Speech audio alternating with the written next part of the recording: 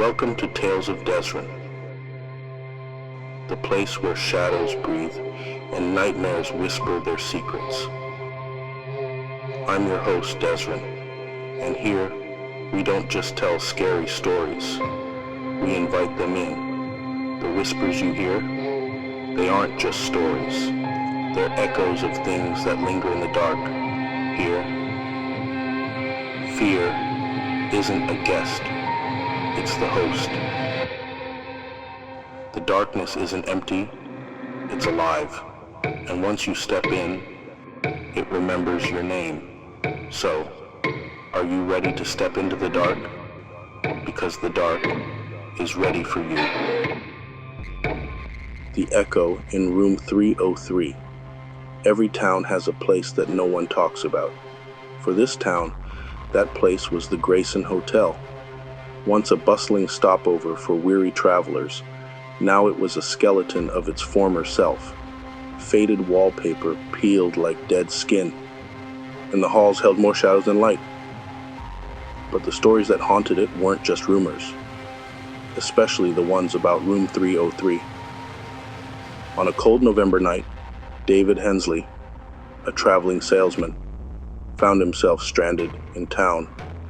With no vacancies elsewhere, the Grayson Hotel was his last resort. The clerk, an old man with shaking hands, slid him the tarnished brass key. "You're in room 303. Don't mind the noises." The room was small. Stale air and old perfume lingered. A single window faced a brick wall. David sighed, tossing his suitcase on the bed. As he unpacked, a whisper danced at the edge of his hearing. He paused. The sound stopped. He shook his head.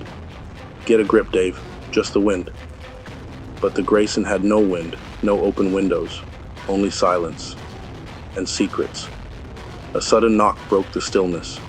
He swung the door open. No one. The hallway stretched out, empty. A chill crept down his spine. He shut the door. But this time the whisper returned. Clearer, closer. "Let me out." His blood turned to ice. He spun around. The room was empty. Just him, and the feeling that someone was watching. The whisper grew louder. It came from behind the closet door. His hand trembled as he reached for the handle. "This is crazy. It's just an old hotel." He yanked the door open. Nothing. Just a closet filled with old coats. He laughed, shaky and hollow, but then he noticed something. One coat was swaying. Before he could step back, a hand, cold and brittle, shot out, grabbing his wrist. "You shouldn't have opened the door." David screamed, stumbling backward. The door slammed shut on its own. The whisper turned into a chorus of voices, all hissing, all furious. He bolted for the door, wrenching it open, fleeing down the hallway. But no matter how far he ran, the whispers followed. David was never seen again.